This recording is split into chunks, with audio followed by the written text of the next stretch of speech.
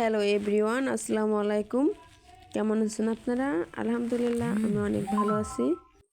আজকে আমি আরও একটি রেসিপি নিয়ে চলে এসেছি। আজকে আমি আপনাদের করে দেখাবো ফুলকপির পকোড়া।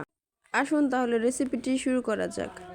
আমি এখানে ফুলকপিগুলো ছোট ছোট করে কেটে নিয়েছি, দেখেই বুঝতে পারছেন। আমি কিন্তু ফুলকপিগুলো ধুয়ে নিয়েছি। ফুলকপিগুলো কেটে পানিতে আমি প্রায় 10 মিনিটের মতো ভিজিয়ে রেখেছিলাম। ফুলকপির মধ্যে কিন্তু ছোট ছোট অনেক সময় পোকা থাকে, পানিতে ভিজিয়ে রাখলে পোকাগুলো চলে যায়। তারপরে আমি এখানে রাইস কুকারে আগে থেকে পানি বসিয়ে দিয়েছিলাম। পানিটা যখন বলক উঠে গিয়েছে তখন কিন্তু আমি ফুলকপিগুলো দিয়ে দিয়েছি আর রাইস কুকারের সুইচটা অফ করে দিয়েছি। এখন আমি ঢাকনা দিয়ে ঢেকে রেখে দেব 3-4 মিনিটের জন্য। আমি বেশিক্ষণ রাখবো না, 3 থেকে 4 মিনিট রাখলেই হয়ে যাবে। 3-4 মিনিট পরে দেখুন আমি ফুলকপিগুলো উঠিয়ে নিচ্ছি।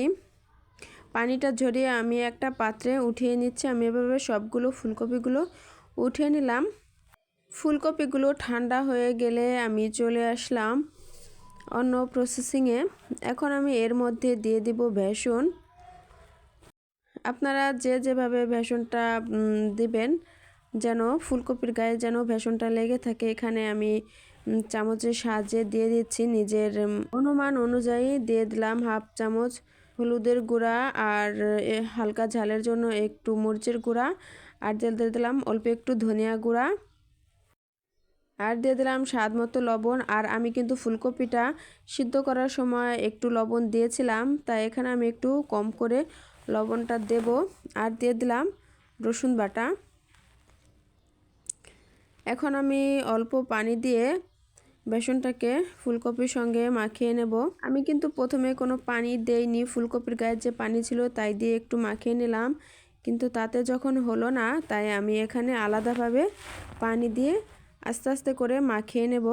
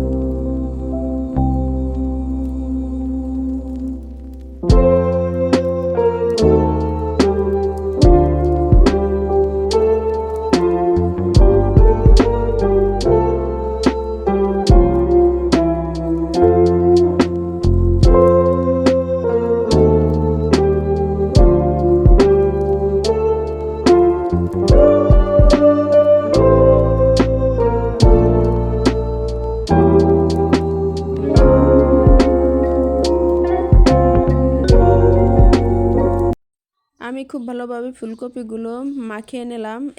এখন আমি চলে আসলাম চুলায় একটা প্যান বসিয়ে দিয়েছি। আমি দিয়ে দিলাম তেলটা যেহেতু আমি পকোড়া ভাজবো, তেলটা একটু বেশিই দিতে হবে। আমি এখানে তেলটা দিয়ে দিলাম। এখন আমি তেলটাকে গরম করে নেব, তারপর এর মধ্যে দিয়ে দেবো ফুলকপিগুলো। দেখুন আমি একটা চামচের সাহায্যে দিয়ে দিলাম, আপনারা চাইলে হাত দিয়ে ধরে ধরেও দিয়ে দিতে পারেন, কোনো অসুবিধা নেই। আমি সবগুলো ফুলকপি দিয়ে দিয়েছি। এখন আমি একটা পাশ খুব সুন্দরভাবে ভেজে নেব লাল লাল করে। আর এখানে চুলার আঁচটা কিন্তু আমি মিডিয়াম টু লো আঁচে রেখে দেব, কারণ ফুলকপিগুলো সিদ্ধ হওয়ার জন্য সময় লাগবে, সেজন্য। আমি প্রথমে কিন্তু ভাপ দিয়ে নিয়েছিলাম ফুলকপিটাকে, তাতে যতটুকু সিদ্ধ হয়েছে আর এখন আমি ভাজার মাধ্যমে সিদ্ধ করে ফেলবো। আর একদম কিন্তু ফুলকপিগুলো ভাজা হয়ে গিয়েছিল, একদম সিদ্ধ হয়ে গিয়েছিল। ফুলকপিগুলো আমার ভাজা হয়ে গিয়েছে, এখন আমি উঠিয়ে নেব। অনেক সুন্দর একটা কালার চলে এসেছে, এর থেকে বেশি কালার আনতে গেলে পুড়ে যাবে, সেজন্য আমি এভাবেই করে নিলাম। আর পকোড়া কিন্তু সব সময় আমাদের সস দিয়ে খেতে ভালো লাগে। সস দিয়ে এটা পরিবেশন করে নেব। আমি সব পকোড়াগুলোকে ভেজে নিয়েছি। আমি এখানে 2 বারে সমস্ত পকোড়াগুলো আমি করে নিয়েছি।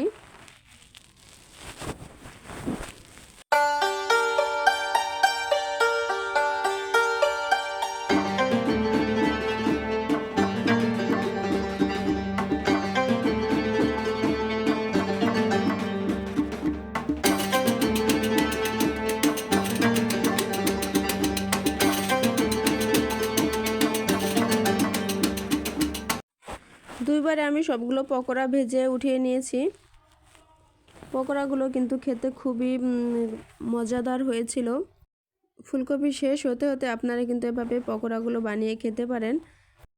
এতক্ষণ আমার সাথে থাকার জন্য আপনাদেরকে অসংখ্য অসংখ্য ধন্যবাদ। আপনাদের সাথে আমার আবার দেখা হবে অন্য কোনো ভিডিওতে। আল্লাহ হাফেজ, আসসালামু আলাইকুম।